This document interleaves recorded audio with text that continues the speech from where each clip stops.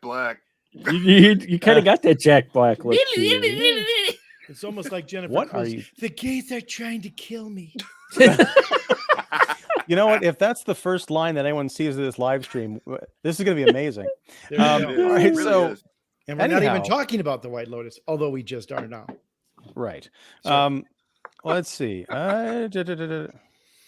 Okay, sorry, you guys. Introduce the show. I'm going to be over here doing tech support. Wait, hold on a Oh. second. We've got a late Uh-oh. arriver. Welcome, everybody, to there's a your Don. Blue Christmas. Say something. No, Oh, can't hear you. He's just got to change the. It's hard to Don, talk when you're underwater. Oh, Don, no. Don, you look good, but we Settings. can't hear you. And choose Yeah. the mic. I was really Let's convinced use it. Don was going to do his Blue Man Group thing today. Oh. Oh, yeah, he was going to. Okay, so here's what we're going to do. We're going to have Don just pantomime the entire show. He's going to sign for those YouTubers. He's gonna talk into Neytiri. Is that what they call? You know, I was oh nice. I was going to make some hand gestures during Avatar: The Way of Water, but I don't want to oversell or reveal my hand too early. So welcome back, everyone. We are Earth's Mightiest Critics. We are a faction of Earth's Mightiest Critics. It's been a while since we all got together, and we are here to talk about Avatar: The Way of Water. We've waited 13 years to talk about this. Have we though? Anyway, 13 days, maybe. and I'd rather talk about that movie. No, I don't.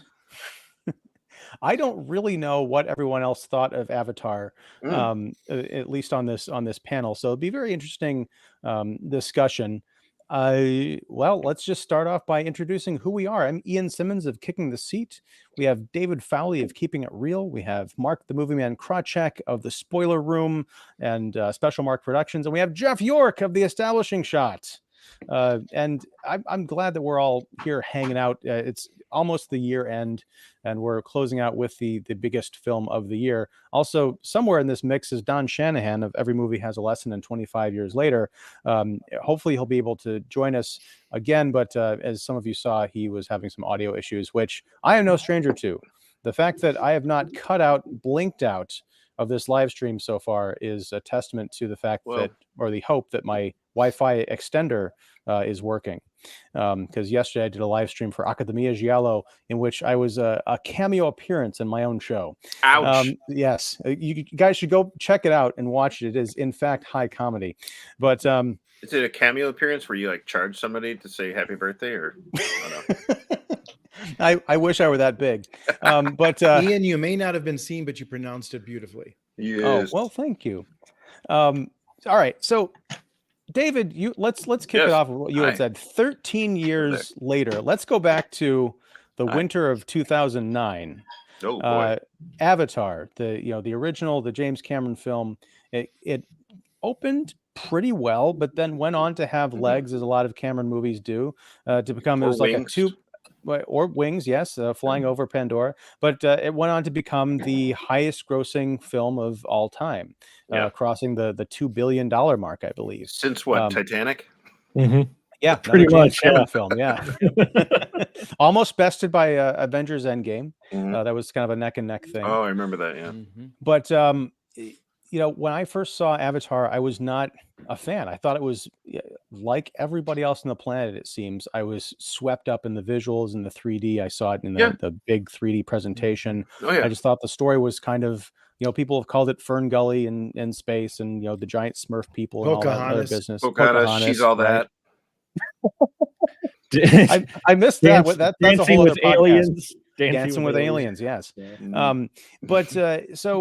But it caught on, and it's very strange because the conversation around the Way of Water has evolved in the last couple of weeks. A month ago, folks, like the Avatar conversation really, I feel like, kicked in again. For this being the biggest movie of all time, it seems like its presence in the public consciousness had been reduced over the last decade plus to, when's the next one coming out? Not so much like, hey, we all love Avatar and we're quoting the movie to each other. It's just, when's the next one? Oh my God, they're making 5 of these things. Is it going to work? And now we've got the sequel here. And it very much feels like a middle movie to me in a lot of ways. So I'm curious. I want to open this up to the panel and just start by saying, what were your reactions to the initial Avatar? What were your expectations going into this movie? And then we'll talk about the movie at hand. So David, why don't you go first? Yeah, I mean, it's ironic that you're mentioning Avatar and asking me, because I think that was the first new movie that I reviewed for Keeping It Real. Wow. In the website's debut. Crazy. And I remember going with a relative in Tampa when we were visiting for Christmas, because, you know, I wasn't a critic then, you know, a bona fide critic then. And I mean, okay, yeah, bona fide. I mean, we've always been critics, right? Sure. But I wasn't getting into screening, so I was going with the public. And it was, you know, I went with, you know, a relative, and we saw it in 3D as it was meant to be seen. And yeah, it was pretty amazing. But, you know, kind of like this one, the more you think about it, it's just kind of like, okay, you know, not much was invested in original story, you know, original characters, original storytelling. Wait, what's happening? Who's this guy? Oh, Don, is that your music I hear? Who knows?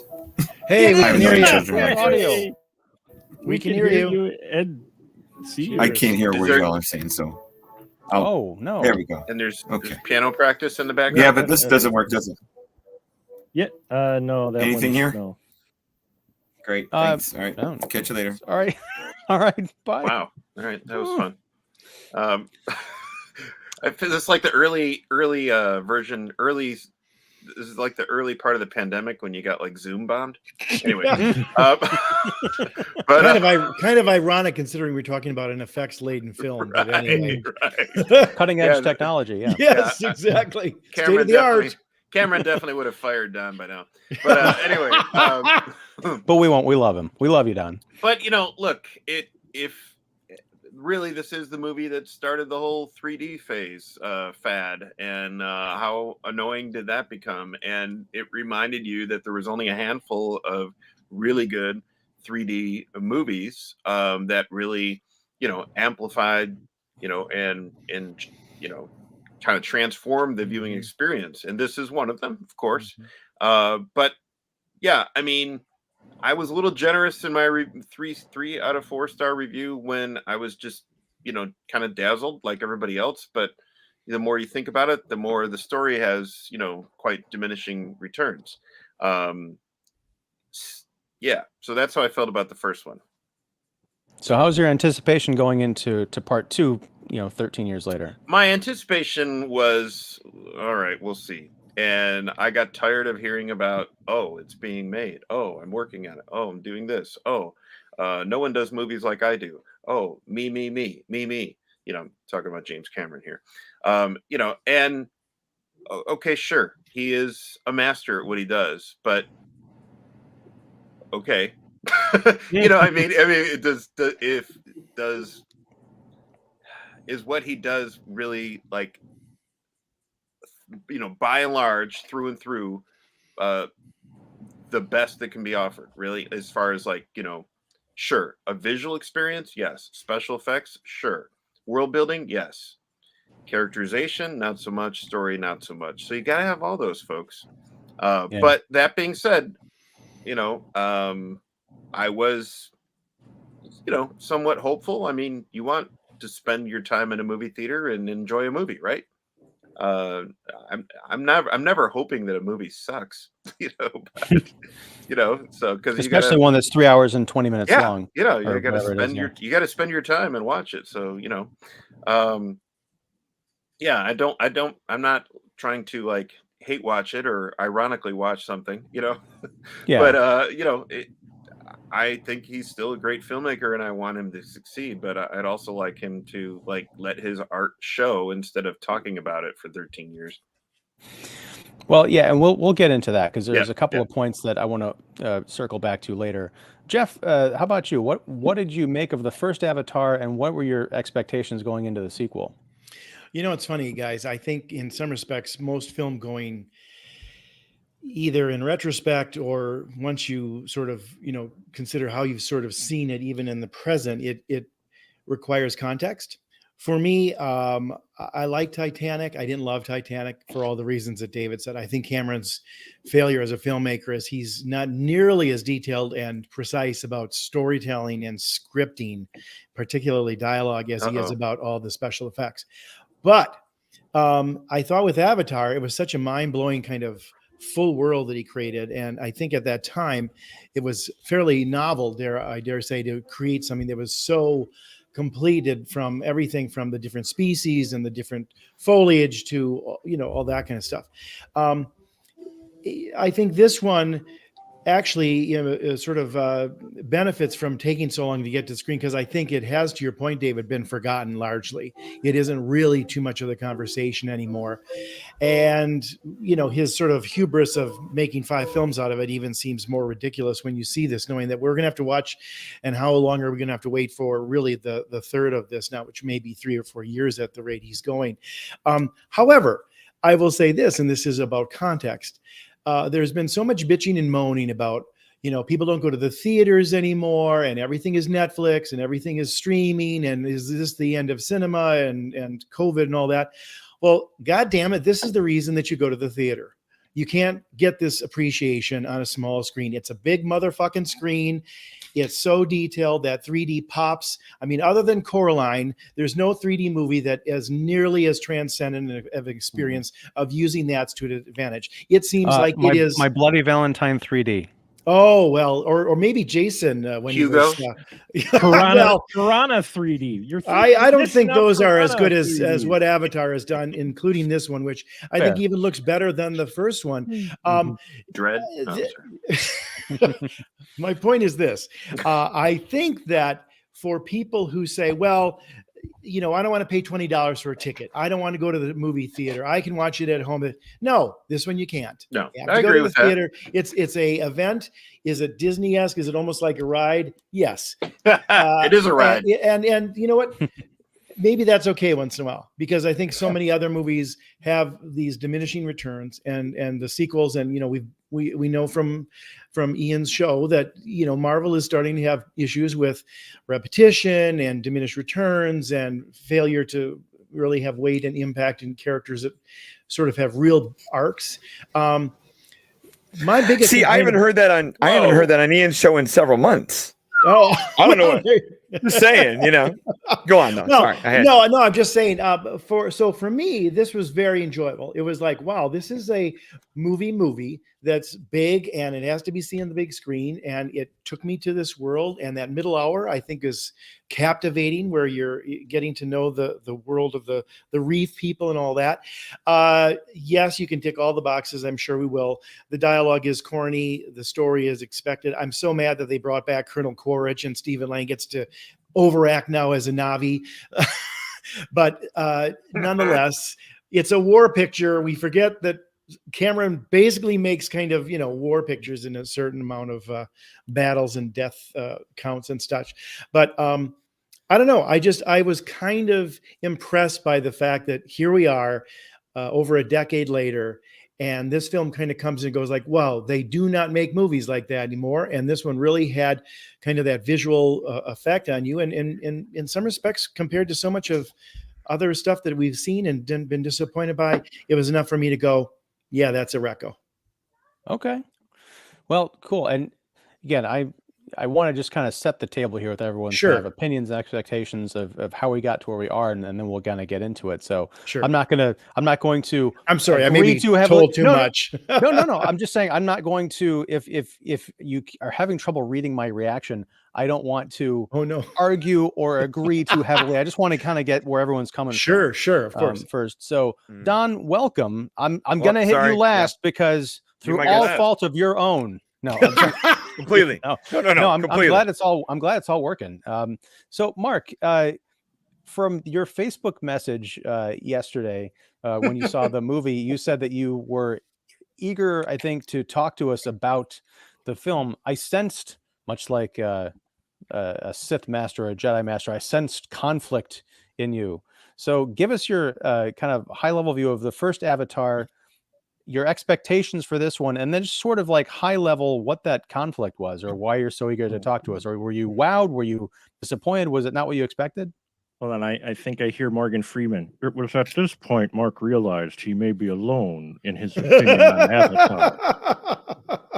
I don't That know. was until Don Shanahan showed up. Anyway, Are we surrounded by haters, Mark? I'm starting to feel that way. I'm getting that vibe. Hey. I loved this. Here it is. I love this film. I consider myself just a reviewer, not a critic. I enjoyed the first one, even for its faults.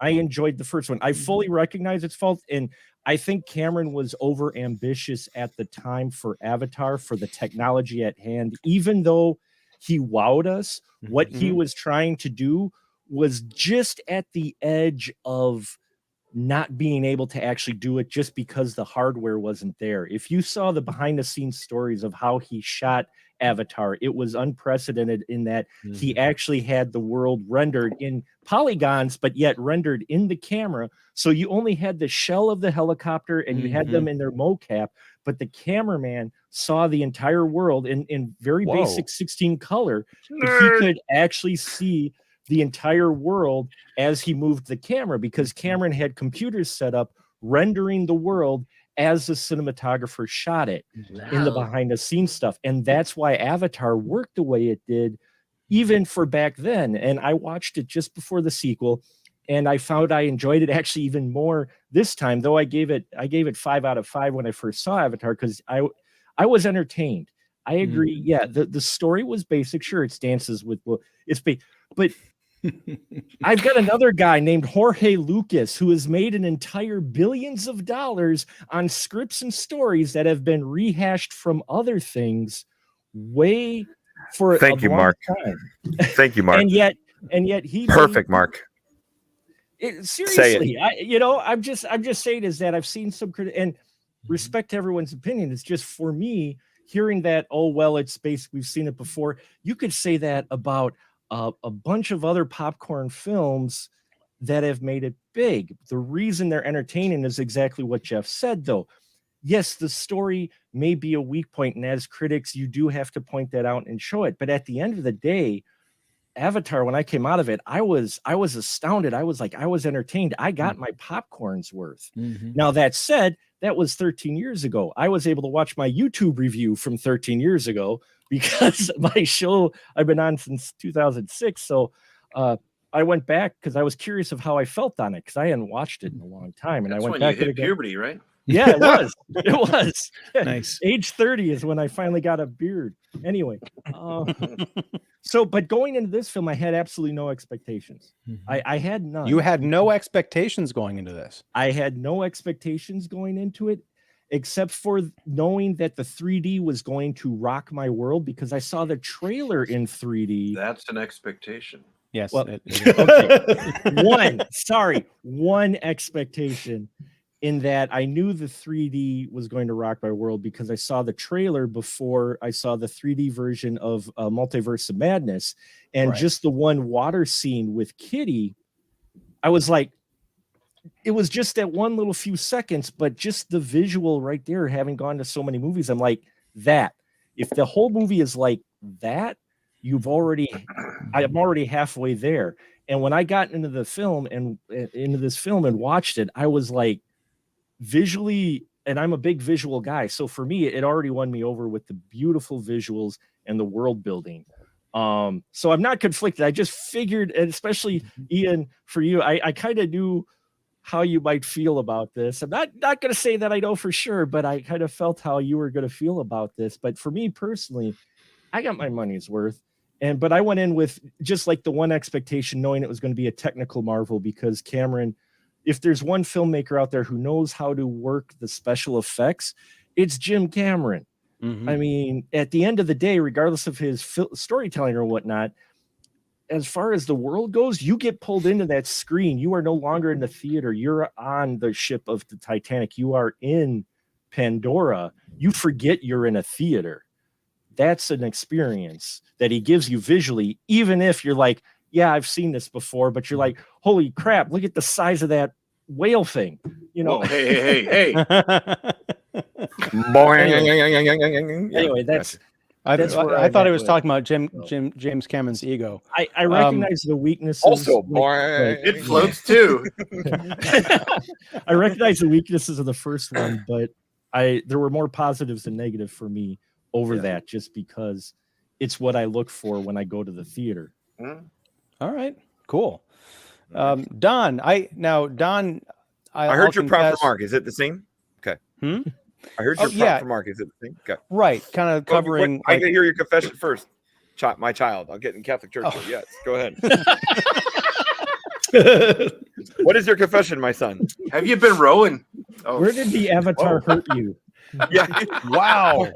Point to where you found Gaia and all the Earth's pleasures. Yes, go ahead. Point to the parts of the whale where. Oh, sorry. Yeah. My confession. Where did you sync up to nature, huh? Okay. How many eyes were? How many eyes were on you?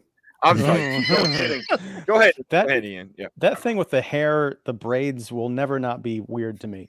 But okay. No, my confession is that I think it was on Twitter today, you had posted your letterbox list of your top films of 2022. Oh gosh, that's my fault. Yeah, I'm sorry. I'm just saying I may have seen Avatar: The Way of Water on that list. So that's my confession Right, but I mean, it's still on the list. I mean, enough to be regarded as something you thought was pretty special. So that was my spoiler in terms of like, I already kind of know where you're coming from on this, and I'm glad because Mark's not alone. Right. But so I want to, we've all got each other's backs here. It's all love. So tell me about your thoughts on the original Avatar and expectations going into this one. Well, original, coming out of. I mean, I'm a Titanic mark. I mean, that hit me when I was 18 years old, senior in college. Like, you could not have seen Titanic at a better formative time in life than I did. Went 4 times, took 2 dates. None of them worked out, but that's okay. But tried to sketch them anew in the parking lot. Yeah, no shit, right? You know, in a snowy Indiana parking lot. It was December. If it had been August, it would have been a whole different story. Right. Yeah. Stay there, February would have been a little better. I know it's cold in the old view of Calais, but just sit there for a second while I sketch this out. We just draw me like movie. Doc, we go home yet? Yeah, let's go home. Draw me like one of your Catholic girls. Like one of your French poodles. Exactly. I did go to Catholic college too. Good, you caught me. With the original, I had no clue what to expect with the original because that thing came out of absolute left field. And I was floored and amazed. 3D is a novelty that I don't get tired of. I know the glasses dim the effect and whatnot, and it's not always the best presentation, or you could tell the ones that just do it in post where it's just just made to be flat little cute little celluloid layers. But Cameron is different. I mean, what he does is just on another level, shooting it in pure 3D and whatnot.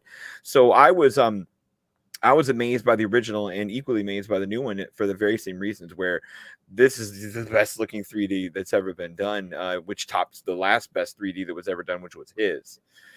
I think where I come from with both movies, whether it's Pocahontas, Ferngully, or Dances with Wolves, and then this new one being a sequel, is yeah, exactly.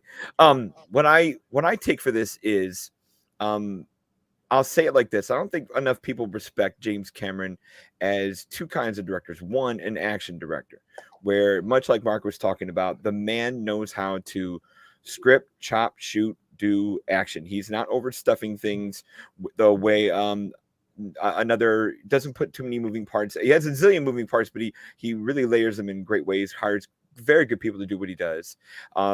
And paces it wonderfully. He knows when to press the gas pedal. He knows when to slow it down. Nothing is over chopped up. Nothing is Michael Bay'd. Nothing is pure mayhem. Every pixel you want is clear as a day. Whether you're breaking up a ship, you're morphing liquid metal, or you're running around with half naked blue people. Whatever. It's still. Hey. It's never incomprehensible. Like you're there and it's got you. The other thing that James Cameron does that we don't give him enough credit for is, and this goes back to the simplicity of what you're talking about storyline wise, he's a masterful emotional storyteller. Yes, he takes simple things, but you know what? Simple things work. Dances with Wolves, Ferngully, and Pocahontas work. Avatar is going to work when you go to the same places. Tell a simple thing well, and that does the job that other things that try to get fancier can't get right because they overstuff it and try too hard. Same thing with the emotional beats of knowing where he has the action half of him that nails everything he wants to do from a technical standpoint, but he knows again in the pace of his own action, pace of his own stories, even simple or not, when to slow down and just fucking gut you when it comes to emotion. My goodness, we're all crying watching Arnold Schwarzenegger lower himself into a pit of molten metal, where I know now why you cry. Who thought that was coming when you signed up for Terminator 2? How many times does he break you in watching Titanic? How many times does even True Lies slow down and just give you a honey dear little marriage moment at the same time we're having the throwdown of all the terrorist stuff? The man knows when to nail you with emotion. He does it in simple ways. So for as much as the first movie does the Dances with Wolves, Ferngully, and whatever, this movie's Fast and Furious. This is family. This is a blue Vin Diesel talking about family all day long. The Sully stick together and whatnot. We've seen that arc as much as we've seen the hero's journey that was done in the first one, and the immigrant tale and the oppressed thing that was done in the first one. But you know what? How you do it, what you spend time to making that simple storyline as, and that you do that well, and you don't have to do much more than that. The fun thing is Cameron will do much more than that thanks to his visuals. He will take that journey that we think is familiar and place it in a place that is unfamiliar and blow the doors off of it in terms of detail, world building, and whatnot, where that's the place where Cameron is just special, in my opinion, because nobody does action as good as he does, sharp as he does. And even with simple stuff that we all roll our eyes at, he still gets us when it comes to simple emotional storytelling.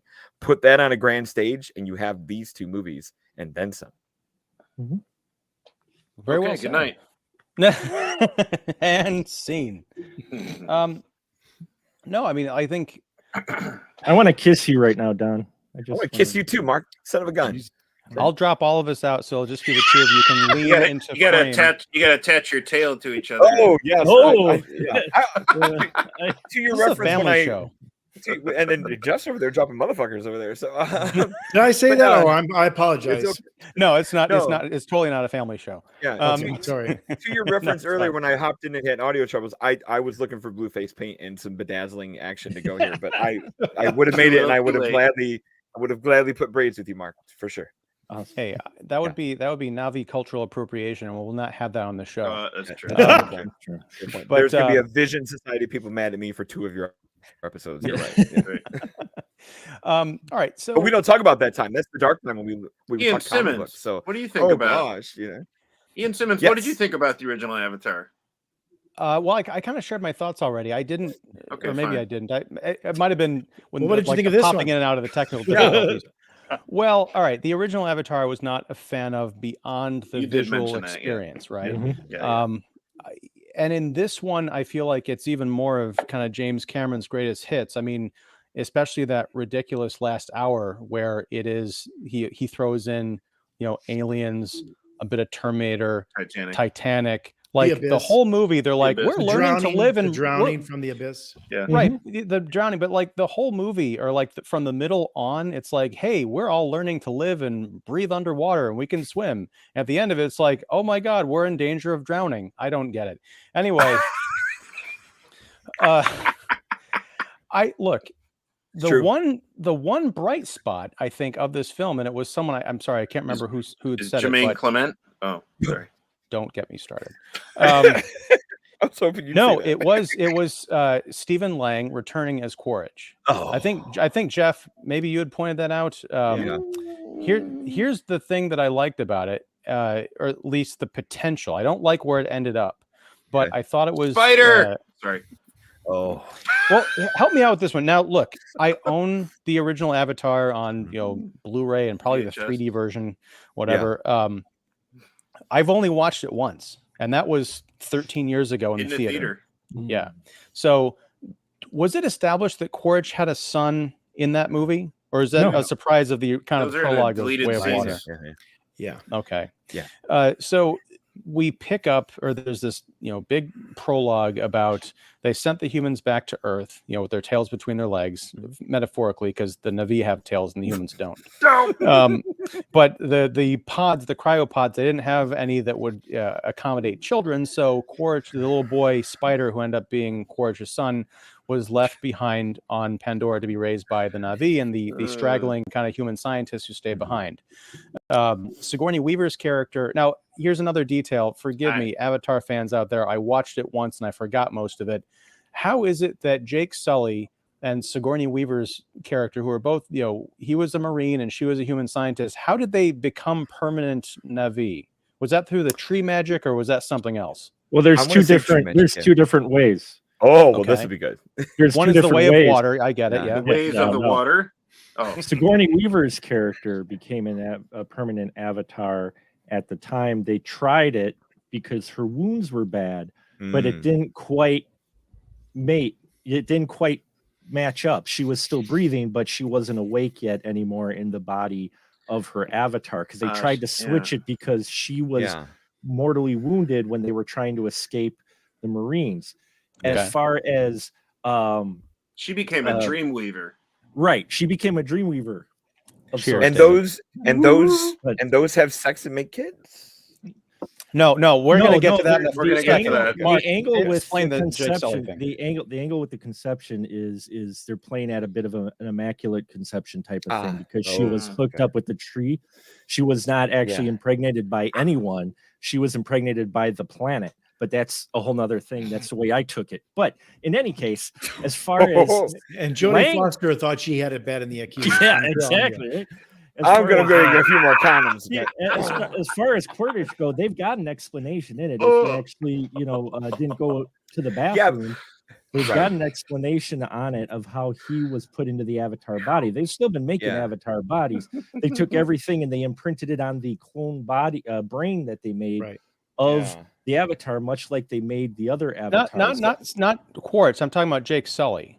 Or Sully. No, Sully was that was ceremony. at the end. That was at the end of Avatar. He was permanently moved at the end of Avatar by the life of the tree. It was life, a 16. That was my question. It was tree magic, right? Yeah, it was the tree magic for both of them. Yes. Remember his eyes open at the end, and it's like he's actually now. Oh, you mean just like the end of this movie? It's poetry at times. Wow. No, sorry. I'm sorry. I There's a lot of repetition. Yes, Sully was permanently moved by tree magic as well. Well, and that's because they don't. You never would believe where those Na'vi people come from. They're baked by lots of trees and anyway. Wow. Little Keebler reference there for you folks.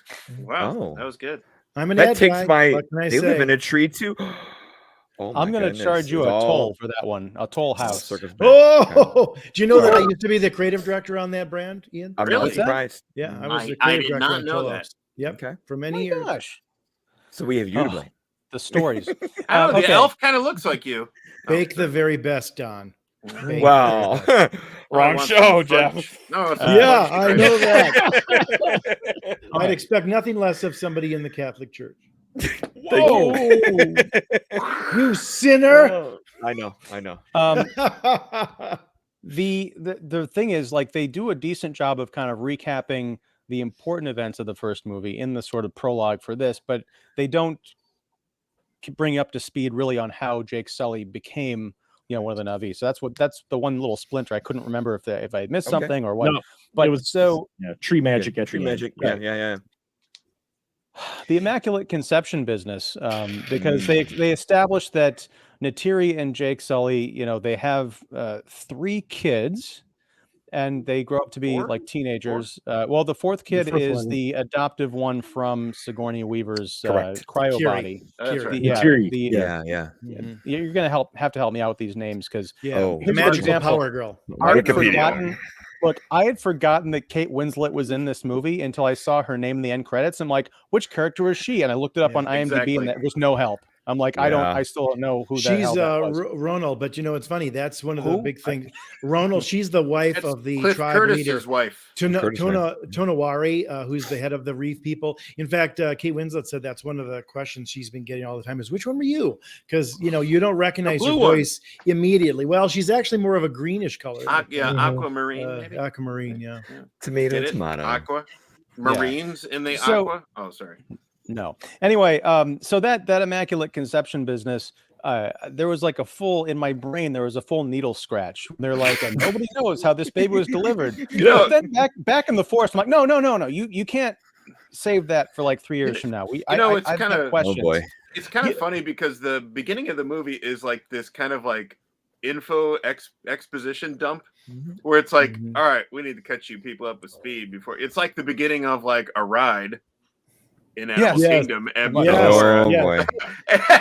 and because we briefly get how she had a baby. We briefly get how Quaritch's essence was downloaded into a clone Navi body, and now he's a Navi dude. And let's just fast forward. I was like, oh wait, I'm supposed to buy into that? Okay, all right. Well, look, I guess we'll just go with it. I can buy into the Quaritch thing more than I can buy into the tree magic thing because that's it. It's still based on the science of them creating these bodies and stuff. But no, what I was before I got derailed, I was saying that I thought Quaritch was rather one-dimensional in the first movie. He's a white military leader, bad guy, colonizer. In this movie, he's essentially dead, and I thought his sort of second origin story of him his Navi body watching the Quaritch from like 10 minutes before the final battle of the original. He's like, look, they told me I got to make this video to whoever's going to watch this, but you're never going to see this because this is only if I die and I'm going to live forever and we're going to wipe the Navi off the planet. I thought that was great because it totally captures in like 3 minutes the essence of who this guy is, not only in the guy in the video, but the person who's the creature, whatever, that's watching the video. Okay. When he finds out that he's got a son, I thought there was some cool sort of Darth Vader-y essence stuff going on there.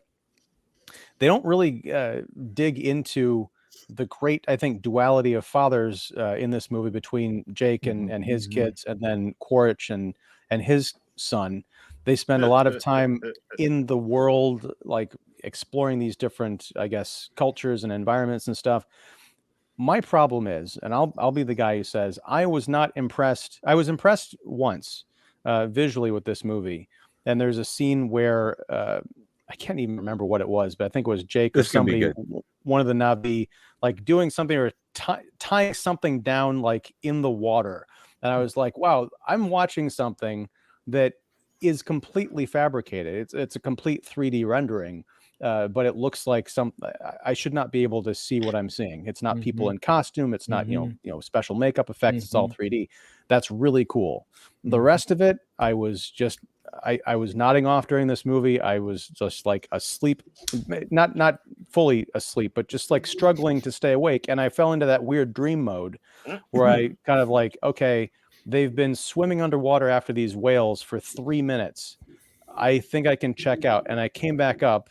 After nodding, I'm like, okay, they're still underwater. How long has it been? It's been like 5 minutes. No, it's been 45 seconds. So, okay, I just like for me, the entire story portion of both Avatar films could have been condensed down into a really tight 2.5 hour movie, including the return of Quaritch.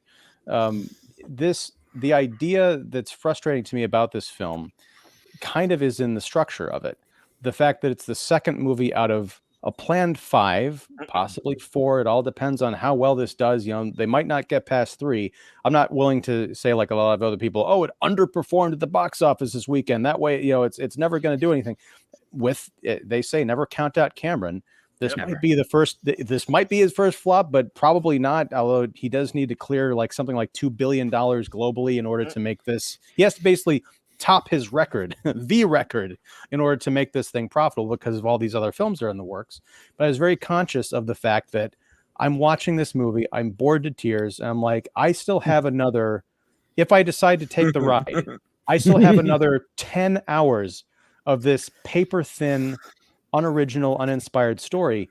Now, I will say the second part of that frustration is that there are nuggets of greatness within here, because I loved the relationship between Jake Sully and Neytiri and their family. I thought that was, some great dynamics. Like I said, I dug the Quaritch stuff. Edie Falco, I know she's dropped in here to set up an appearance in later films. So I'm like, this whole military operation, this military industrial operation that comes back to Pandora with a vengeance, and they start terraforming, Pandorans or Navi be damned. And then at the end, it really just comes back down to these returned Navi space Marines going on these little missions to attack, Jake Sully. And then the middle of the movie, they discover, hey, we need to get whale brains because those are important. This all-out assault, like where's the backup? Where's the military might to come and stomp out this, problem with these insurgents? Well, if I may, I think without stepping on anybody's opinion, because I agree with, in many respects, a lot of what was said here, and defended it myself. But the one thing that I feel whenever I watch a James Cameron movie is I wish he would spend as much time on characterization, dialogue, and plotting as he does on all the details of his world building. He is simply not great at that, and he has never learned that.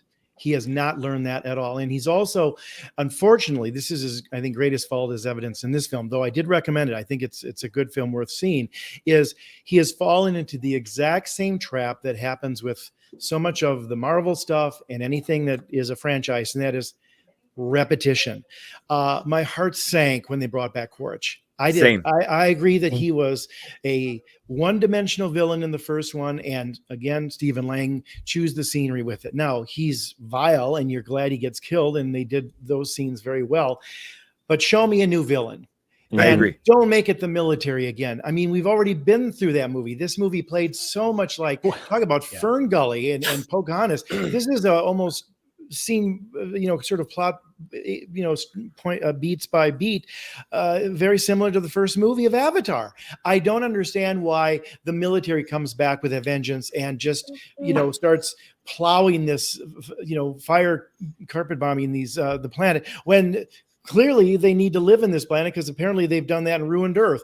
That's a more interesting story. Would that be the way they come into a new planet? I mean, why not introduce new villains? Or maybe it's a corporate thing, or I don't know. There's 100 villains you could come up with, but to have the exact same villains and then create this tortured story about, well, it's the DNA. And then really Edie Falco's the head of the operation, but she's giving Quaritch complete license to basically go after one man on a vengeance mission. Excuse me, aren't you here to maybe win hearts and minds so you can live in peace with these people? Because but I mean, that's the problem with this movie is that kind of stuff is so simplistic.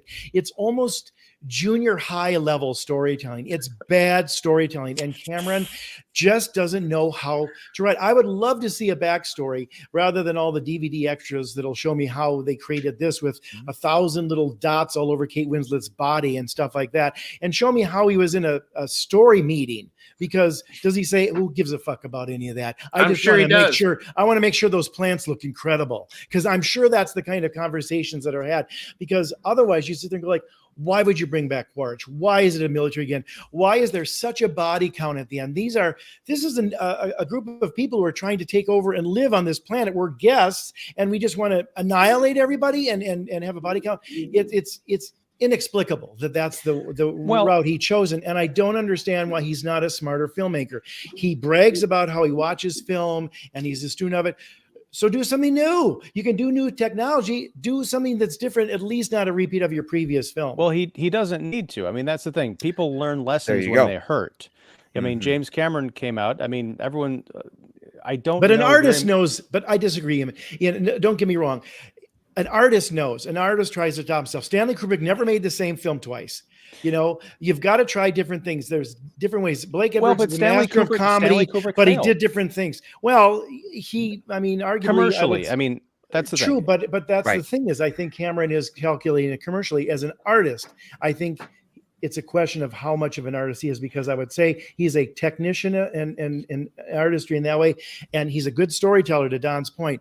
But I can't believe after 13 years that he's literally recreated the story. You've had 13 years to think about this, and this is what you do. And this is, and I'm agreeing with you. It seems like I'm disagreeing with you, but my point about failure is Avatar came out. I don't know very many people who will defend Avatar on a storytelling basis. Right. You know, they come back to it and say, well, okay, right. But Don, Mark and I. Okay, you and Mark. Well, but two of us. Is it, if this, well, this is like an entirely different conversation, but it is a story we've seen 100 times before. And if the argument is, well, there's a lot of movies like that, I'm like, yeah, there are, but there are also a lot of movies that are not like that. Sure. You know, I'm still, the movie, my favorite film of the year was in the back of my mind and then in the front of my mind watching this movie, and that's RRR. That is a longer movie. It has more characterization, it's at actual emotions, and is really about a lot of different things. Yeah. And it is, you know, it is in a lot of ways, at least presented in ways that seem and feel original. Now, my issue with James Cameron is, to Jeff's point, 13 years later, the technology is advanced, but there's no one telling James Cameron, going back to the George Lucas problem with the prequels. There's no one in there telling him no. He's like, I'm George Lucas. I invented modern sci-fi cinema, you know, for all intents and purposes. You know, you can't tell me that my stories are awful. I think James Cameron, you know, needed that, you know, bumping down. Now, if this movie is going to make all the money and he's not going to learn anything, because from an artistic standpoint, he might think that he's doing something really creative and innovative because he has had no one telling him no, and he hasn't had an audience saying, your movies suck, we're not going to watch it. They're saying, we're going to bring our kids and see it 5 times. It's going to take that failure for him to see the difference. And if anything, I know it's not great, but he's got 2 other screenwriters on this movie than himself, which is a help. It's not the best, but it's a help. I think the other thing, part of it is there's a bit of a pause button here. Now, I'm with Jeff. I think Quaritch is the largest deduction I put on this movie by far. Is like, yeah, have another villain. You have 13 years. There's no way you need to bring this guy back. I love Stephen Lang like the next person, but move on, do something else. But while you're here, the development of the Na'vi and the 2 fronts, and also of the Sully family helps a little bit. But I also have to kind of pump the brakes where I can and realize, because it's so known that there are 5 movies coming, that, hey, we're on 2. You know, let's see where this can go. It sounds like 95% of part 3 is already shot. So that's like, if as a 2 out of 5 movie, if this is the arc you do of, I need X off for a while, I need to figure things out, I lose a son and I come back and things have to escalate and change further. And then these humans figure out that they failed twice or whatever it's going to take. I'm patient for that. Now, can that be done tighter, to Ian's point? Of course it can. But I'm okay with the long haul because I'm dazzled enough to want to see where this goes. I got character investment. Maybe it's the dad feels in me, but I was there for Sully stick together. So, yeah, I mean that was pretty affecting. Although, I mean, when the older brother, spoiler alert, let me just put up this banner, which I probably should have done a long time ago. Tubby McGuire's in this movie, guys. No. Andrew Garfield shows up too. Wow. He's looking up his name with Kate Winslet. No, and for some, a lot of Anakin too. A lot of Anakin. Yeah. When the older brother dies at the end, I thought, you know, if this had been the younger brother, the one that actually got some screen time, because the older brother, you know, is in the movie for all of maybe 15 minutes. And that's a very scattered 15 minutes of like, hey, we're going to get in trouble. Hey, you got us in trouble. Hey, you got to look out for your little brother. Yeah. Hey, I'm dead. You know, that's the thing, is like, I understand that the family was hurting and the emotions that came across in the CG rendered version of Zoe Saldana and Sam Worthington and the people, you know, and the kids. That was a rather affecting scene. I think it would have been even better if I was like, oh, that's not the brother I care vested, about. If you were vested. Yeah. I'm like, that was random. I don't even remember his name. I can't remember the name of the guy I cared about, much less. But yeah, Lope. it's Lope. No, Loka, I think it's Loka. Or Loak, excuse me, Loak. Loak. Older brother's Loak, yeah. No, the younger brother is Loak. No, Loak is the younger brother with the whale. No, you're thinking of HVAC. Sorry. Medevac, Lobot? Cryovac. Lobot. Yeah. LoJack. LoJack. Yeah. Never Robot- get your planet robot robbed bag. again. Yeah. Well, okay, here's the thing. I Thank agree. you. Like Thank you, the David. core thing, I'm going to meet you guys halfway because I was excited to see him back in that capacity. I thought the idea of him watching being able to see everything, this kind of like his past life stuff, the recordings up until his death, because he wasn't able to see that, but he eventually does see it when they come across the wreckage. There was this really strange, expression on, I'll call it Stephen Lang's, blue version face of, it was the moment where I had the most hope for this character. And I thought, wouldn't it be interesting if Quaritch almost goes on a Jake Sully type journey, realizing cool. that his hubris got him killed, and maybe there is something now that he's walking around in the skin of these, Na'vi. Maybe he joins a resistance or something and has to go against his, maybe he goes native, so to speak. But My other big problem with this is that at the end of the film, again, Jake Sully opens his eyes and there's this big voiceover is like, we're done running. I'm like, I knew that was gonna be the last freaking line of this movie 20 minutes in, because they're like, oh my God, the Marines are after us, that no one's safe. Let's go to these other people. But when they meet the reef folks, the only tension is that the teenagers basically don't get along. It's this one-dimensional view of the Na'vi that I feel like people ascribe to Native American cultures and African tribes, when there's this idea of like, yeah, there's this large, vast swath of land. There's all these different, people of the same, race ostensibly, and they all get along great. There's no fighting. There's no Wouldn't war. it be nice? Yeah, it would be nice, except I'm okay in with that one. entertainment. I'm watching a war picture, essentially, a war in which you've got the colonizing Marines and the terraformers coming down to this planet. The idea of everybody just getting along and teaming up to fight the one foe is not interesting to me. Wouldn't it be great if they had to solve some kind of intertribal conflict or come together? It's the same thing with going back to Marvel. The promise that was sort of squandered with the Thanos threat of Iron Man and Captain America having this civil war that threatened to tear apart the only people who could save the planet from one thing that could destroy it. We're essentially back here this time, except everybody's just hunky-dory and let's go for a swim. Help me out, Mark. I would disagree with that. Mark's drinking. Correct. Yeah, that's I would how disagree I know with it's good, that. bad. What I'm going to say is the fact that it wasn't maybe as intense as you thought, but the conflict was definitely there. One of the coolest things I thought was how Sully shows up at the water tribe. He says, "Hey, I'm the guy that, chased off the sky people." And they're like, "We don't care." Usually Pull your weight. Right. the only way he got connected was because of an agreement between tribes when he declared sanctuary. He literally was going to just like you would go to like what is it? Where you have the land at another country and it's your land. I forget. Embassy. Thank you. It's kind of like he went to an embassy of sorts. He declared he went there and he declared sanctuary, and he invoked whatever primitive agreement that was done amongst all the Na'vi tribe from long ago. He says it and they don't like it. In fact, Kate Winslet's character is pissed that he's doing it. He's like, take it elsewhere. The only thing is that they also, though all the Na'vi, regardless of who they are, have a very strong sense of legacy and tradition and agreements. And he invoked a tradition that they brought him in. They didn't like it, but you just don't have we're going to completely outcast these folks, because not everybody's an a-hole, even though they're different in this village. The wife didn't like it. They were still not interacting with a lot of people in the tribe. They were kind of left and put in that. You go into the hut way down there, okay? Yeah.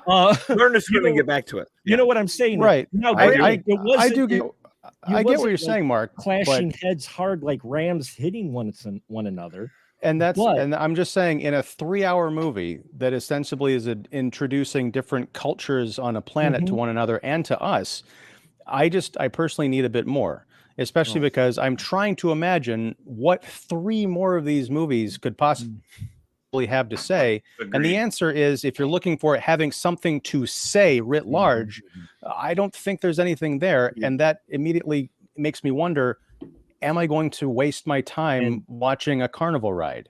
And I took it as it's one only movie. If this is another Avatar movie, I don't care. I'm sorry, I am not about this is going to be, when I was in this film, I didn't think about the other films. I thought about what I was watching here. For me, I didn't think about, where are we going to go from here? Because I was really invested in just the here and now. Hold on though, Mark. When Spider saves his dad, if we can call him that, you didn't think, oh, okay, well that's for the next movie. That's near at the end of the film. We're talking here what Ian's talking about with the tribes and what they established. I get that, but out. you're the way you're describing this is that through the whole time you're not thinking, you're totally immersed, and you're not thinking, oh, well, this is kicking it up for the next movie. until they pulled Stephen Lang's character, until he went and saved his dad. Yeah, I was thinking you're not going to make it past until that ending. Yeah, but they're planting seeds of the sequels all throughout this movie, and you guys but how many movies do that and they never go anywhere? Any J.J. Abrams movie. Fair point. For me, with the experience of what I had in the back of my head, yes, I know there could be other sequels, but it didn't affect me and take me out or think, oh wait, where are we going to go after this film? Up until Stephen Lang gets rescued. I agree with everybody here. I really wish they would have did a different villain. I really did. When he fell back on that was like the only thing I said, oh, really? But then he wasn't there for a lot of the film, which was fine with me, or he shows up and then leaves. And that was fine with me. We didn't stick with him as much as we did in the first Avatar film with Stephen Lang's character. And that was fine with me. Though I do wish they would have picked another villain, or they would have just gone with the whale killers and not even have Stephen Lang in there. You could have easily gone with the whale killers being the villains in here, and you didn't need his angle necessarily in here for it, because you have the interesting story with the kid and the rogue whale. Yeah, that was the best part of the movie. I loved that storyline. I thought that was unexpected. That's one of the things where out of nowhere you're like, you think it's some haphazard incident because the kid gets saved, and I'm thinking in the back of my head, George Lucas, there's always a bigger fish. I'm like, really? But it was more than just one moment. If it had just been the guy killing the other fish and then walking away, saving swimming away and saving the kid, and that's it, we see them, I'm like, okay. But they end up doing this whole thing with the ancestors and the whales being spirits. I'm like, this is fascinating. It's funny, Mark, too, because what you're saying essentially is what I think Cameron does well, and Don pointed out earlier too, is the emotions and the sort of visceral kind of reaction stuff, as evidenced by themes which are okay to sort of repeat. I would argue that Avatar essentially at its core is about outcasts.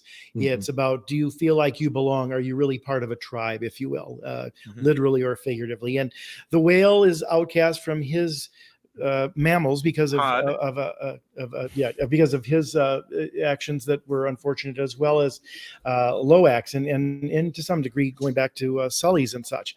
But for me, what I get mad at is when you wait this long for a film and you're watching it, when there's so much other repetitious, the villains, the military, they come back, the sky people, having learned nothing. Now you could say, well, that's American war. Well, sure, but that's not necessarily fresh storytelling. And I just don't understand why, for all the great that is going on in this movie, emotions, effects wise, it's just engulfing and world building, which is something. I mean, it's very hard to do that. That Cameron doesn't have the same discipline when it comes to storytelling. I think if you're going to do 5 movies and you can say, well, by the 3rd or 4th movie, we'll introduce some different villains or something. Great. But why wait till that far into it? Why not show something different? I just think it's it reminds me of the bad studio executives who aren't students of film. They don't really think about it, no, but they all can say, oh yeah, we got to bring Joker back because he's the Bat villain, right? There are literally 25 Bat villains they've never put in a movie, but let's keep putting the Joker in everything. I mean, I liked Joaquin Phoenix, and the Joker is a great villain, no mistake, but there are so many other villains. Show me somebody different. Show me a different villain other than Quaritch. Show me stuff that isn't a repetition of the previous movie. That just kind of confounds me that any real genius, as Cameron is the first to tell you he is, would say that's good enough for this. It isn't good enough. I mean, that's why it would have been cool for at the end, instead of Spider saving Quaritch, he would have killed him and said, see, I'm just like you, and let him drown. And then or you're better off dead because you're only going to hurt more people. Yeah, and then he reconnects with the Sully family and doesn't tell them that he's kind of responsible for Quaritch's dying. And that leads this dangling kind of thing for the inevitable sequel. Is this Spider Kid going to turn? Is he, how much like his father is he going to become? Is there going to be this inner turmoil? Is he going to be played by a better actor? You know, it's fair. Yeah. I could take it as Spider as well. This is an animated film, by the way. I mean, literally, 95% of this film is animated, and yet they're going to hand the Oscar to Guillermo del Toro for his fantastic Pinocchio. When I would argue this could get that. You don't think so? Well, no. Well, with the, but I mean, this is an animated film, really. No, it's when you do the performance capture stuff, you have everybody there. They're just painted over it. Sure. This is an acted physical film. Yeah. Versus models and puppetry and all that stuff. Marcel the Shell with shoes on should go be in live action and not animated. You know, like that's the wrong category for out there too. I love it, but that's not an animated film either. I will say this for Way of Water. I was much more enthralled and kind of tantalized by the underwater world building than I was like the thick jungle, dense forest type stuff from the first movie. And that's could be just me. I'm a sucker for underwater stuff and everything. And my favorite, I might not say that it's his best film, but my favorite Cameron film is still The Abyss. Yes. So maybe that is why, you know, I really just kind of loved, like, I think this is a better movie than the first movie, kind of because of that, because there's just more interesting things to look at, you know, underwater. And again, I'm not surprised that this story isn't all that, because look at the first movie. Okay. So I'm not surprised. I'm not disappointed by that, because that's what, you know, we talk about expectations earlier. That's kind of what I expect, but I was pretty wowed. And honestly, when I was sitting there, kind of like Mark, I was fully immersed, and I was thinking, this is probably, you know, okay, so apart from RRR, and which I don't feel like RRR is a full-on action movie, even though there's tons of action in it, it has so much more to offer. But this primarily is an action movie, and it has some other stuff with like family and all that. But to lean so heavily on all that the Marines are doing, even though they're clearly the bad guys, and we got crab robots, we got this and that, and blah blah blah. Okay, it's like Cameron's playing in his bathtub with all these toys. That's fine. Still, that being said, when I was watching this, I'm like, this is probably the best action movie, full-on action movie, you know, minus any kind of, you know, interesting plot that is out there right now, you know. And you know, it is full on escapism, yes, and it was definitely entertaining, but you know, gosh, the more you really try to just, and I hate saying this, but the more you try to really like think about things in this movie, your eyes will just roll in the back of your head. It's true. So I mean, I'm with David. I take it where it lands, you know. I mean, the action, the water stuff and everything is so much better than any Marvel movie that came out this year. And that's not saying much, but, you know, I mean, I think about what we saw in Wakanda Forever as far as water and action, even the stuff that was on the land in Wakanda Forever, the action, some of it was just like way too hard to follow. This was... say what you want about all that was happening, all that was being balanced out as that ship was sinking at the end of Avatar. I was going to say Titanic, but it was still like I felt like it was well balanced out. It was easy to understand where Mhm. everybody Yes. was. Yep. And Well shot. and, yeah, That's well what I'm shot saying. and well Mhm. the geography Well of it all. I storyboarded. wasn't Mhm. confused by it at all. I Mhm. wasn't like, wait, how did that person get here? And was it Yeah. you know, Not a wasted move. Yep. Yeah. And I don't mean to keep repeating myself, but that's my very point. That is fantastic. It's hard to do that stuff. Most filmmakers cannot. Mark Forrester failed miserably in Quantum of Solace because he doesn't know how to shoot action. Through lines, context of where the people are in regards to the action, even the settings. It's easier said than done. And even Marvel has had trouble with that lately. It's just, and then let alone special effects, to Don's point, sometimes you can see the fuzziness in the corners that have been cut in some of these shows. A lot of times of the Marvel stuff on TV, it's like, shit, they need to spend $5 million more to make these effects right because they're not quite right. And sorry, but we've gotten to the point now where we demand that. That's why, as much as I like this movie and agree with the entertainment popcorn value of it, if he had spent a little more time getting that script better, the characterizations better, and he had the time. He had the time. Oh yes. Oh yes. That's what frustrates me. It's like, I mean, tell where that time was spent. And he should be smarter than this because your George Lucas story earlier was exactly the point. Star Wars reputation has suffered because of the middle three films and the last three films. Now, some of the TV things are coming back, but Cameron should be thinking long game. Nobody talks about Avatar anymore. It's not talked about the way, say, Jaws is talked about or the original Star Wars and things like that. He, as a filmmaking genius of certain purport, should be able to think better than he's done and realize that Quaritch is a bad idea.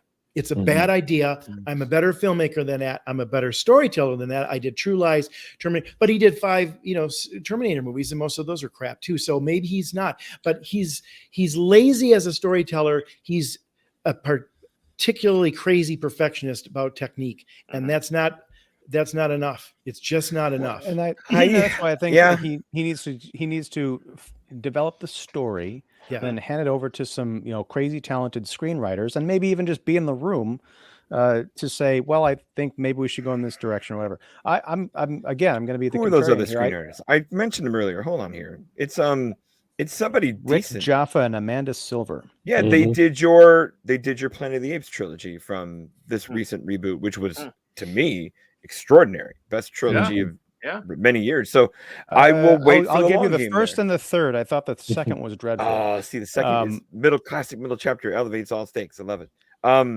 But that's the long game there, and that's movies that put time between sequel 1 and sequel 2, where I'll say it, long game storytelling, where depending on how many years it takes to get to 3, I admired that Avatar 2 played its 13 years. Like this wasn't 2 minutes after 2009, right? Which was great in that regard. And I think you keep doing that again and spacing where you go. There's long-term stuff you can do here. I will say it's kind of odd. We were talking about time just now with Avatar, with the opening. So enough time has passed for some of these kids to be preteens and teenagers, right? Or 20-somethings. So where were the Marines in all this? All that time, they weren't making any other attempts to get onto Pandora and do their bombing thing? Because it took 6 years to get there from Earth and back. They established that in the first Avatar. Yeah, because it takes 6 years. So it took 6 years for Sully to make it there after cryostasis. So Earth is already developing there. You have whatever happens during Avatar there. They send everybody back. That's 6 years back to Earth. They go report and say, "Hey, we just got our asses kicked by a bunch of Navi." Did you watch Lightyear, Ian? And then they take some time on Earth to get their stuff together to come back. They come bring back new tech. Another 6 years. That's at least 13 years. That's enough for most of those kids because Sully got busy right away with his wife. They did not waste any time. A little Neytiri. And Mark, in all that time.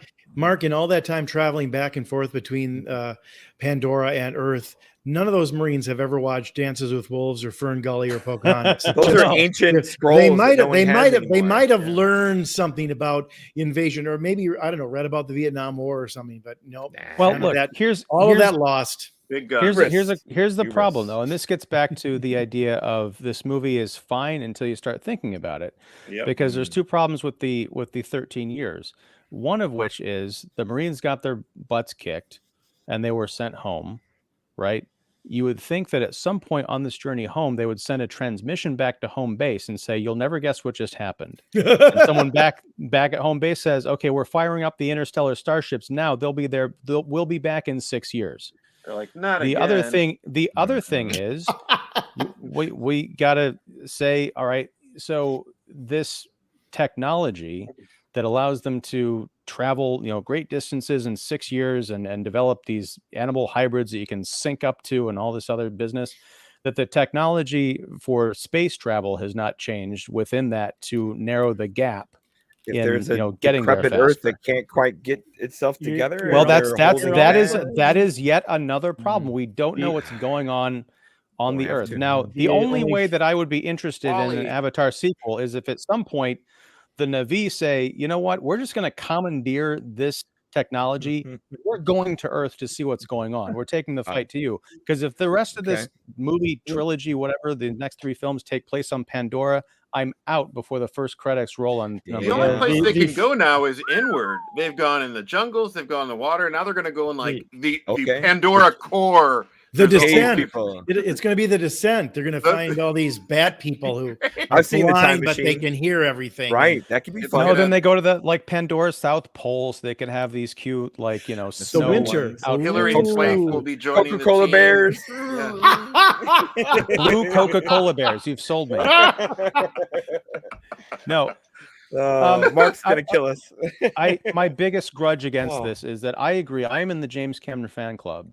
I appreciate him as a filmmaker. Yes, as an artist. Yes, as a conceptual storyteller. And my biggest heartbreak is that he's going to. I mean, he's in his 60s now, right? So the rest of his filmmaking life, ostensibly, as a vital filmmaker, is going to be spent making these damned Avatar movies that I personally don't give a fuck about. Dude, He's damn earned the Avatar right to movies? make what he wants. He is entitled to make what he wants, and then that's You're fine. entitled not to like them. Right, but I'm thinking when James Cameron is getting his lifetime achievement award, people are going to be talking about Terminator, Aliens, True Lies. Avatar is going to be a footnote, except for they're going to say, and it was the #1 movie of all time that no one cares about. He's made, if you shave off 2 documentaries and 3 TV things he's done, this is his 10th film. I put his 10 up, even with Piranha fucking 2, against anybody's 10 you want. Anybody's 10 Seriously? you want. You'd put Well, like Michael Curtiz and Hitchcock, and there's some, but like of his people of his generation, I'm not knocking him as a filmmaker. I'm just saying that here, when it comes to this, I don't think he's as good a than storyteller Avatar as Quentin Tarantino. Oh, hire that man a story editor worse than this man's story editor. Please. You can talk about story editing, but I don't think he's written dialogue and written characters and written that's all he's plot got lines that are more interesting. He is the gift of gab and nothing else. That's I'm not apples and so oranges, sure that's though. true. I think Inglourious Bastards is a very well shot film, and that very was well edited and all 13 years ago. So we're also going back to that. He won an Oscar for Django, and I know. I think he's an interesting filmmaker. I agree And with that, Tarantino's a but better I think, but you said screenwriter. 10 films. 10 films. I don't think he's that great of an artist. I'll take Cameron's 10 to Tarantino's 10. Easily. That is a Cinephile Hissy Fit podcast waiting to happen. Okay, we're bringing Jeff on. I'm going to lose because my guy likes Tarantino too. So yeah, Will Johnson to you. Hey, and I'm very critical of Tarantino, but I think Cameron, to me, and I'll just say this, I think Cameron is so terrific that he should be much more terrific than he is. Yes. I mean, to be able to world create and all this, and then he says dialogue like dude and perv and shit like that. It's like, God damn it. Baby Girl. Get somebody else Bro. who can write dialogue that's a little bit more classic. Let's say the N-word 20 or whatever. Well, I'm not saying that's right either, Don, but it's just there's not a lot of dialogue in this movie, and the dialogue is there. It needs another run through the typewriter. Well, I'll stick up for what Mark and I are saying is because this guy makes movies on this level of this type that I know Tarantino doesn't and other people don't either. 13 years away from this man and what he can do made me miss real big screen spectacle because Marvel can try, DC can try, but this is the genuine article. He delivered it. And And that's where I will say what he can do, and continuously do. True Lies, T2, Titanic, all of it. That's stuff that we're gonna miss this when he's gone. Whenever he's done, and whenever we, think we can have better action someday, we're gonna look back and go, "Damn, look!" That was what he my did. first point. Yeah. By the So way, Don, I missed the it 'cause movies I that was you off. just Yeah. listed are all also like 25 and 30 years old. I know, but and we still do. Like, nothing's catching Yep. Titanic anytime soon. Nothing's catching Terminator anytime soon. How many imitators have we seen since that can't hang? Like, I'm just saying, he's made the stuff that someday, if not, we already don't, are on another level. Don, Just in say- 1997, if you had an Oscar vote, would you have voted for Titanic for Best Film or LA Confidential? LA Confidential, only because Thank I'm you. a smart man when it comes Thank to you. film. But Titanic, Titanic, Mark, look, Mark is trying to, Mark's trying to get in here with something. Mark, what do you got? No, it's okay. I'll let you guys go. That's fine. No, I'll finish. What I was No, going to say. LA Confidential is a better film. Titanic is a better movie. One of the That's things a I'm great going to say is one thing we have to remember that's also different with the military part in this film versus the military part in the first one is the military part in the first film was all corporate. It wasn't government. Everybody there was hired guns. Everybody was mercenaries. Right. They were a corporation. This time around, we have a planetary ran military that is there looking to terraform the earth. And the reason they don't deal with Sully, in my opinion, is because they don't see him as actually a large threat to them. Agreed. And they've got this guy who's willing to go out and his crew to go out look for Sully. They're like, fine, if you keep him occupied so he doesn't keep hitting our trains. Right? Exactly. I would agree with you. Look how easily they came back and wiped the floor clean of Navi, put their foothold up, and they're continuing to operate now. Well, no, because their installations were being attacked since they landed. They did that whole 1 year later thing. Right. Yeah, but look how fast they are after a year. But the installations were on the outskirts. They made a specific point that the stuff on the outskirts was getting hit. They weren't coming in because they knew better. The Navi knew better than not to go in because there were forces to fight. Well, and that brings to mind a greater problem, which is the scale of this particular story. They come back after 13 years, whatever. I don't believe that. To me, all we've seen of Pandora is like, maybe 500 square miles. You've got the forest, and then they travel out and they fly and they find the reef people. There's an entire other planet. Are there other military installations going up other places? What is the plan here? This is not this. I know. No, don't even throw that "there's other movies" stuff at me, guys, because we just talked about we've only seen 20% of Pandora in 2 What I guess the difference between what you're talking about and my experience is I didn't think past that. I took what was given to me, and I just was fine with that. If we do get more, great. If we don't, that's fine. I think one of the things that Cameron does do, and as much as we talk about it, goes right what you're saying. Titanic versus LA Confidential. What do you vote for? There's films that will appeal to wider audiences that are commercial, whether or not they're artistic or not. And then there's ones that are actually solid and artistic. And very rarely do you get the two that actually come together. Just look at the Oscars every freaking year. So I'm not, and don't get me wrong, I'm not excusing the weaknesses of Cameron's script. I fully recognize it. I'm just saying that there's two types of schools with the film, and the ones that win Oscars are a lot of them aren't blockbusters. Hell, most of them you're Googling them going, wait, when did that movie come out? Wait, Coda. Coda, or even in some theaters, Moonlight. Jeff, we've talked about this. The last big one to win was 2003, was Lord of the Rings third one. Yeah, that's the last big one to win. And the Lord of the Rings, the third one, that was a gimme Oscar, saying, okay, you know what? You put all this work. Here you go, Peter. Here's your Oscar. We should have given it to you earlier. It was the makeup Oscar. But you raise an interesting point. I mean, I think, sort of the difference between film and movies, but I would also argue that, you can look at some, popular films that were very successful at the box office, but also I think are a little bit tighter in scripts and more, fresh or whatever you want to call it in storytelling. Again, a great point about, it was a corporate thing and these were mercenaries. So then why does the military bring back Quaritch? He's failed. The story is that he's dead. So show me what American military is. Oh, they come in and immediately start bombing the place. I mean, I just think that's it's not imaginative. It's so default sort of lowest hanging fruit. Where's the sophistication? Well, also, are they the American military, or is this more of a global planetary kind of right. I mean, this is the far-flung. It seems American, but right, but like I didn't hear any other accents other than the Academy. The Aussies were. That's the thing. It's Aussies, a very, I guess. It's a very kind of a one-dimensional look, and again, it's a big dumb, PG-13 broad, 4-quadrant action movie. It's just that Mission accomplished. I want to give him the benefit of the doubt because I think Cameron has directed smarter movies that could be considered films and movies. And I just think this is a movie, and it's just kind of disappointing to me. Now we're in danger of running into Avatar: The Way of Water's runtime.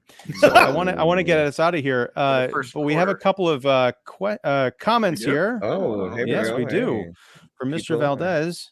Fighting the Covenant with the Master Chief. Those are one of those is a video game reference. I know that much from Halo. Master Chief. That's the whole thing. But the I don't Covenant understand. are the bad guy. The Covenant are the bad guys. You tell me. I thought you were talking about like Alien Covenant versus Halo. I don't know. Oh, no, it'd be fun too. And then from East India Company to the actual British Empire? Question mark. Ah, yes, very nice. Very true, nice. True. Yeah. There you go. See, he's smarter than Cameron. He's thinking this through more.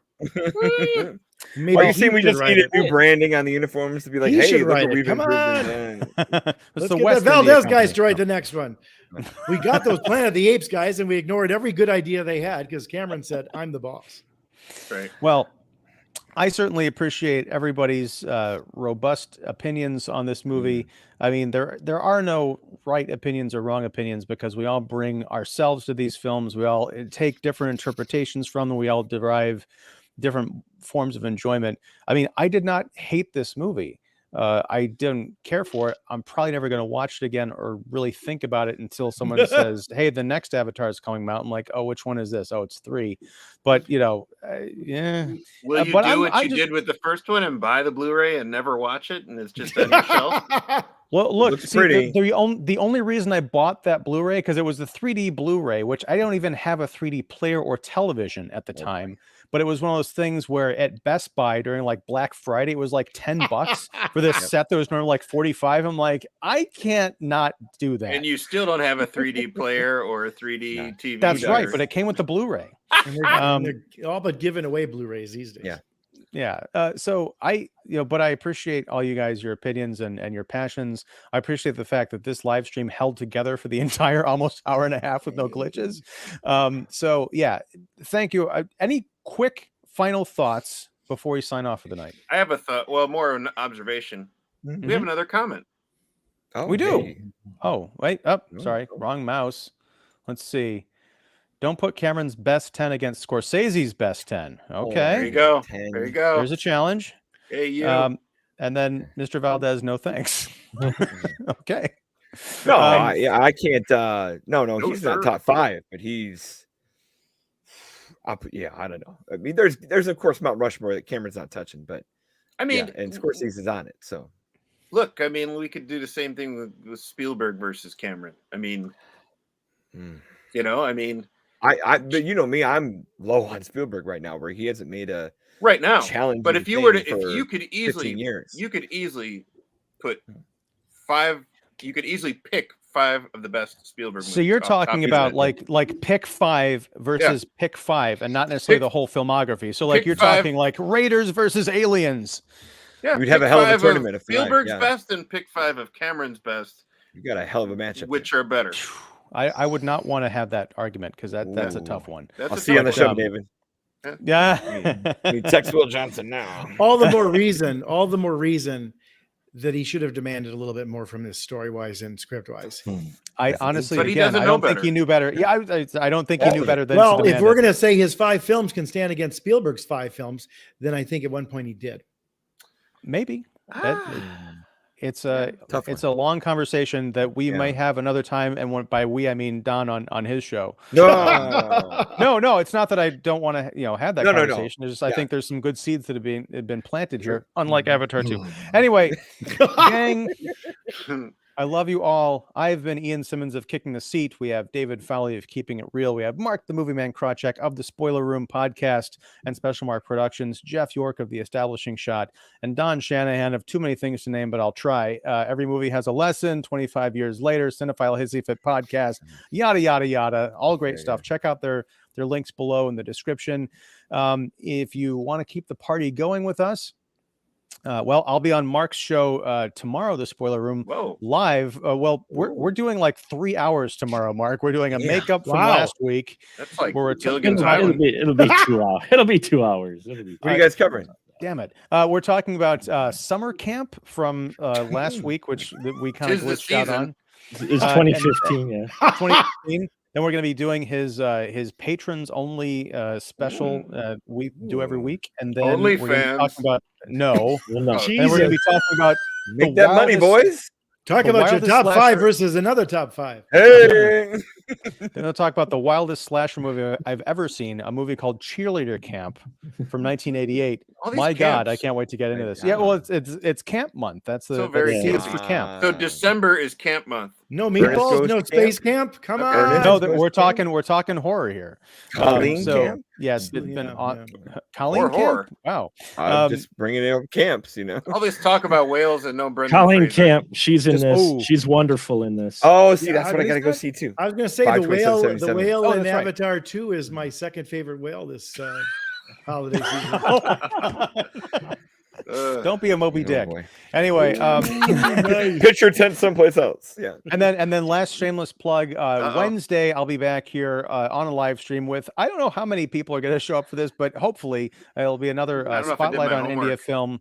We're going to be talking about Andahun. I hope I'm pronouncing that right, which looks to be, I haven't watched it yet, but it is a film from India from 2018. Looks to be like a comedy thriller crime movie. So I'm very excited about that. We're going to do something hopefully a little bit more uplifting than the historical dramas and horror films that we've been talking about the last few months. But anyway, thanks everybody. Again, this has been a really fun time. And thanks everyone who watched and is going to watch in the future. If you like this content, please like and subscribe to the Kicking the Seat YouTube channel. And until next time, whenever that is, whatever that is, thanks very much. Take care. Good night. And I guess wear your water wings or something. Have a blue Christmas.